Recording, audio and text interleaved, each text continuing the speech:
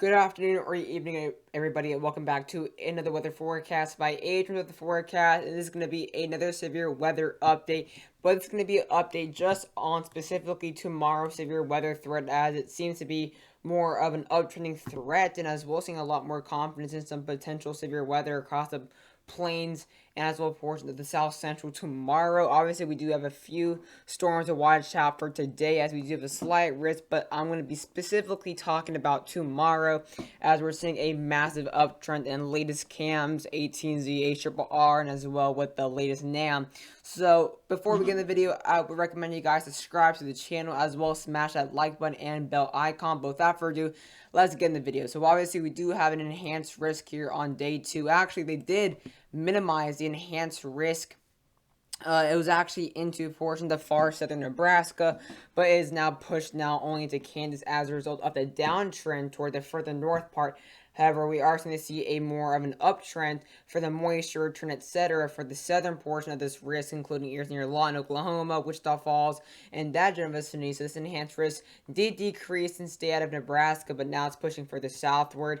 I actually completely agree with this. I think we're going to be seeing an enhanced risk go all the way, even possibly down here. I think an enhanced risk is likely all the way through here as a result of the tornado threat. But here's the enhanced risk, including around nearly 1.2 million people, including Wichita, Kansas, and in Oklahoma, Salina, Kansas, Hutchinson, Kansas, and Dodge Kansas. As you can tell, it includes areas kind of more further towards the west, towards yesterday's risk, but still including portions of western Oklahoma, and likely to maybe make its way further into the panhandle of Texas, as well as slight risk. It's pretty widespread. However, once again, this slight risk as well has decreased in size, still including a large area of around 3.6 million people, including Oklahoma City, Lincoln, Nebraska, Topeka, Kansas, Norman, Oklahoma, Wichita, Texas, Wichita Falls, Texas, and I actually wouldn't doubt Wichita Falls. It's pretty close to an enhanced risk by the day one outlook, and we have a very widespread marginal. But the tornado risk here is only a 5%. But with this latest uptrend, I wouldn't doubt we do get a 10% chance, even significant risk. I would not doubt we get a 10 sig by tomorrow, day one, and I wouldn't doubt we even get a 10 non sig by as early as later today here, for the first day one outlooks. But obviously, here's a look now at what we have so far in the tornado probability. So this 5% is the reason. It's a pretty large reason for why the confidence is decreasing rapidly across northern Kansas and southern Nebraska, because the wind threat is still going to be pretty potent and still pretty that's really kind of locked in. It's just a tornado threat is kind of shifting all over the place, and this tornado risk is kind of starting to become more of a trend towards the further south part of this risk. And the worst part of this tornado risk will most likely be across portions of the far northeast portion of the Texas Panhandle into portions of west central Oklahoma. It's going to be the main area to watch out for tornadoes based on the latest trends. So I think this 5% will continue to push further southward. I don't really think there's a need for 5% across northern Texas or northern Kansas, and I think that 5% will most likely be minimized. But again, 5% including around 2 million people, and then a very widespread 2%, which was will most likely push further southward, including around 2.5 million people. Of course, a pretty large as well pretty confident wind threat of 30%.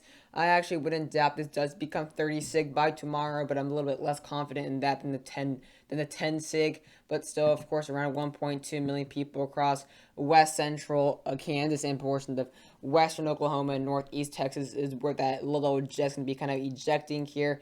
And that's kind of where as well those kind of crossover within the 850 millibar is going to kind of all meet. So it's going to be the best area to see those really intense winds. Again, not going to be seeing a moderate risk tomorrow, so no need to worry about that. But most likely going to become as well enhanced tornado driven. That's going to be the main change, I'd say. And then as well a lesser threat within the hail, not going to be as confident as well. We're not really seeing an intense dry line necessarily, so not going to be watching out for any moderate instability to really kick off the hail necessarily, and as well laps rates can be pretty low as well, with the cold front kind of pushing in further eastward compared to yesterday. We are going to be seeing a lot less favorable thermos to support the overall hail threat. So that's going to kind of maintain toward a 15% around, still 5 million people in that 15% for the hail. So let's start now getting a look here at the overall CAM's latest update. So here's a look Now the composite reflectivity here, and on the FE3 NSSL. So here's a look now at 21, or actually this is a look now at 23Z, and this is actually going to be a. Actually, let me make sure we are at the early, or the latest run here. So yeah, we are in the latest run right now. So there we go. So here's a look at when these. Oops, I can't. I keep moving my screen a little bit. So here, I'd say around 0Z or so, or maybe as early as 23Z, we're going to start seeing the storms starting to pop off across portions. We could see some storms start to develop across portions of Kansas. We're going to watch out as the HRRR and NAM are starting to see storms or forecast storms forming as early as 21Z. So there's going to be a little bit of difference in time between the cams and as well the more detailed convective models. But as we now continue in now in the next 48 hours or so, by this time basically tomorrow, we're gonna start seeing these storms start to now pop off across portions of southwestern Oklahoma. So it can kind of be the main areas. Now the malls and the convective malls are starting to hint towards this warm front, are actually starting to be pretty far north into Oklahoma. We're gonna watch out for a pretty good convergence along the portion of the I'd say the western warm sector. And it's going to allow for some pretty good storms to specifically really pop off across Oklahoma, but of course as well watching out for the threat for a pretty strong linear mode all the way from Nebraska down to Kansas. And we're going to watch out for maybe a small, I'd say maybe 2 or 5% chance worthy of tornadoes. I really only see a 2% worthy across Nebraska, and I only see a 5% worthy for southern Kansas. I don't see any 5% worthy across northern Kansas near the Nebraska border. And I think at that point, once we get later into day one, that will most likely change. But we're looking at some pretty nasty cells. I mean, even to southern Nebraska, we still can't rule out the possibility. And that's why I think the 5% will still stay across a southern portion of that Kansas 5%. But definitely watching out for maybe even a 10%, maybe an upgrade in the 5% that we currently have across western Oklahoma. Looking at as well some pretty nasty storms moving. But look at this Kansas line. I mean, we can definitely watch out maybe for some embedded tornadoes across the squall. But of course, we're not looking at the overall best conditions for that to actually support any more than maybe a 5%. But watching out for the potential for a maybe even a, I'd say there's a chance that we could very well see a 10%, even 10 sig across western Oklahoma and even next to the Texas border. But that's a look at the convective, the overall composite reflectivity. As well, a pretty significant upgrade here, or I like to say uptrend within the overall 500 millibar jet. So let's now get a look now into, this is now by around 20Z here on tomorrow. There you see that, of course, southwesterly flow.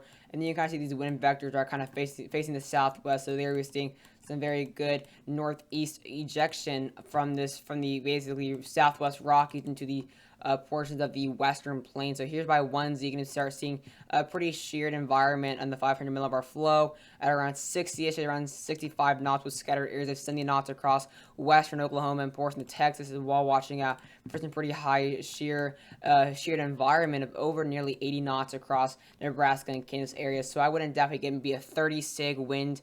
But as well watching out for the more tornadic storms and surface-based supercells to form along the convergence in the warm sector, while we're seeing more of a, I'd say, elevated base supercells and maybe some embedded tornadoes, very brief tornadoes, kind of towards the north here. Obviously with this sheared environment as well, watching a pretty big increase here, I'd say in the 850 millibar flow, and that's why we are starting to see an increase in confidence within a overall severe weather threat, because it's been kind of downtrending the past day or so. So really, not many people have started to pay attention towards Tuesday, but now it's starting to uptrend once again, because a pretty big factor is that 850 millibar jet is strengthening. That's going to allow for some more moisture return, and that's going to push a lot of moisture despite the cold front. It's going to allow for some pretty good warm sector as well. Going to allow for that warm front to stay pretty far into Oklahoma, which we were originally expecting, but seeing around 45 to 50 knots in the 850 millibar flow. And it's going to kind of cross over across Oklahoma. There see the 850 millibar. There you see that 500 millibar. So that kind of all watched out. It's going to really create a threat for tornadoes across this general area. So let's take a very brief look now at the latest NAMs. I believe this is actually this is the HRRR. This is the latest 18Z HRRR, which is actually seeing a massive uptrend in this event here, especially tornado-wise. So look at the 17Z 500 millibar flow. That is absolutely mental, seeing around 100, over 100 knots at that southwesterly flow. I mean, this is a mental, kind of pretty strong, obviously, negative tilted trough. So they kind of eject a little bit further towards the east here. So we're going to watch out, of course, for this tornado threat to, again, kind of the main threat will now start to really push a little bit towards the south as a result of this ejecting a little bit further eastward. Let me actually move my screen a little bit that way so I can actually move it, of course. But as we now get towards around 20Z and 21Z, that's when a lot of this initiative is going to start really to become widespread across this whole large area. Going to be seeing, of course, around 50 to 70 knots across portions of this main area of threat. Like I said, going to be seeing some pretty strong, in obviously conducive shear values, but really seeing the biggest wind threat we're going to be really be staying across Kansas, Nebraska, and portions of Oklahoma. That's going to be seeing that really large QLCS threat, maybe embedded supercells across that linear mode. So that's why the tornado threat's going to be a lot less favorable. It's going to be kind of more upscale across this vicinity, but going to be seeing a lot more favorable conditions across the south portions. This is going to be the main area to watch out for, I'd say, tornadoes here, and then the main area to watch out for kind of some significant hail. So it's going to kind of vary depending where you are within this enhanced risk. So that's why I don't think this enhanced risk is going to push much further south, but I think this 5% will start to kind of get pushed a little bit further south. But the 30% actually, if anything, will most likely become a little bit more widespread and possibly even become a 30 sig. And of course, like I said, the 850 millibar jet is starting to really increase in strength. It's going to be the really large factor to why we're seeing such increasing, and as well overall the moisture return. I mean, look at 17Z already seeing some really strong flow around 45 knots, even getting as high as around 55 knots across Kansas and Nebraska. A huge uptrend within that 850 millibar flow. And it's going to really go crazy at around 0Z. That's going to really be the perfect time where we're seeing now that kind of, I say, the max temperature, diurnal heating, basically, as we're going to start seeing a huge peak at around, I'd say, 2Z. 55 plus knots of 850 millibar flow. This is going to be an absolute mental setup. I mean, it's going to definitely be slept on. If people are going to continue to sleep on Tuesday because of this yesterday's trend, then they're going to be surprised, because this actually seems pretty reasonable. It looks like the models were really struggling to show any moisture return, a very weak 850 millibar flow. But now that 500 millibar and both 850 millibar have strength, and we're looking at a pretty significant setup. So let's now get a look at the Theta E. And this is actually going to show you guys as well, kind of showing you the overall dew point. So it's going to look at the amount of instability we are seeing here, or experiencing, or likely to experience across tomorrow's event. So first we'll be looking at the HRR 18Z, and then we look at the 12Z the NAM. So you guys can see some overall consistency. But here's the overall Theta E. So by 21Z, like I said, most likely to start seeing this warmth and actually be pushing a little bit further to the north.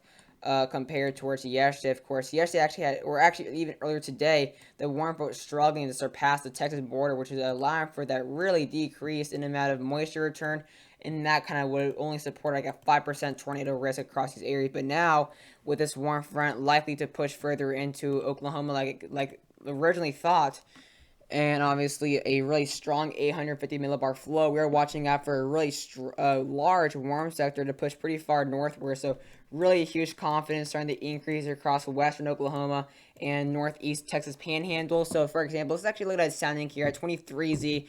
We're going to start seeing that initiation, starting to see some actually starting off rapidly within discrete cells. We're not going to be seeing kind of yesterday where they kind of started surface based and took a while to become elevated base it took a while to become surface based kind of once we got towards the overall Tulsa area and even near the OKC metro. But here's the overall look. I mean, already seeing 347 degree in Kelvin, obviously early on at 23Z. I mean, this is actually not shabby of a sounding. I mean, look at this sounding here. We are seeing a pretty all around good sounding. You see that inverted V sounding, definitely, or not, it's not really inverted V, but it's getting close to an inverted V sounding. Really good K2000 considering it's 23Z. That's really good Cape. As well as seeing a pretty good, this is actually decent hail sounding, would kind of, I'd say, verify 15%. Seeing some really good shear, as well as seeing some pretty strong amount of veering. You kind of see the veering based on it. kind of based on the shear vectors or the wind vectors being like that facing the southeast. So that's actually a really good amount of veering, as well as seeing some pretty good really high storm relative helicity. Seeing some really good, I'd say some pretty good saturation as well. This is actually not too shabby of sounding. We're seeing some decent saturation with the LCL at around 504, as well as seeing -6 LI. So this is actually not too shabby. A really good kind of enhanced photograph. I mean, this is actually not too shabby considering it's 23Z. Again, 23Z is when it's kind of just starting to develop across Oklahoma, but as we now rapidly get towards around 1Z, look at this, how this rapidly, again, that 850 millibar is going to go mental once we get towards around 0Z, and that's when we're going to start seeing an enhanced amount of moisture return, and that's when we're going to start seeing some pretty good soundings here. I mean, around a 350 Kelvin temperatures. I mean, look at this standing here. We are seeing a little bit more. We are seeing a little bit of a warm nose here, but considering the amount of forcing we're most likely going to be seeing here within the LLJ as well, within warm air advection, the low warm air advection, we're most likely to be seeing some lifting mechanisms and most likely going to break this cap. If anything, it's going to kind of be prevented, and we may even see a chance for maybe like a loaded gun type scenario where they just go off at very similar times. 2500 cape, again, there is some, like I said, there's going to be some cap. But the HFR they're starting to become a little bit cap biased, while the NAM isn't really being cap biased. But overall, this is actually really good sounding. Actually, not too shabby whatsoever. Look at now the Texas Panhandle, the Northeast Texas Panhandle, seeing a really good sounding as well. But again, like I said, the HFR is showing a pretty good amount of a lot of cap here. But as we get a little bit later in the day here, we're starting to see a little bit less cap and really great soundings here. I mean, look at this LI, -10 lifted index, extremely crazy amount of shear. I mean, this is honestly worth a 10% significant risk. I mean, look at look at this warm sector, 351 Kelvin degree. Obviously, this is absolutely mental considering what it was initially showing yesterday. So this is actually a pretty significant uptrend. And let's now look at what the NAM actually wants to forecast. It looks like their 18Z is coming out as we speak. So let's go ahead and see. We're just missing out. And actually, no, it just got into the event right now. So perfect timing. So look at 21Z. Really enhanced amount of moisture. I mean, this is actually a pretty big uptrend. I mean, look at this uptrend. Holy cow. Again, this is the first time I'm seeing the latest 18Z NAM. This is a massive uptrend. Look at that, 352 degree Kelvin temperature, obviously in Kelvin.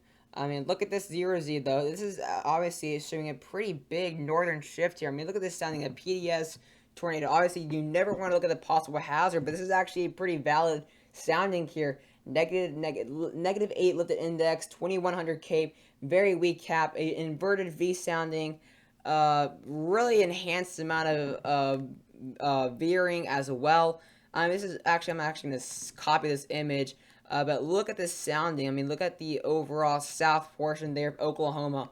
This is actually a really crazy trend here, actually. I mean, this is a very, very massive uptrend, to say the least here. So definitely Tuesday. Well, actually, this is a even better sounding. I mean, this is actually a lot better sounding, to be honest. I'm gonna say this image though. This is actually a really good amount of saturation on the lower levels here, and then obviously seeing a weak EML. So this is actually not gonna be too shabby for maybe 15% hail, 2000 cape. This is actually a pretty big upward trend. Look at 3Z now towards portions of western Oklahoma. I mean, it's starting to see a little bit more contamination at this point. But as we go a little bit further into Oklahoma, we're gonna be seeing a lot less contamination. But I hope you guys enjoy the video, and I'll see you guys later.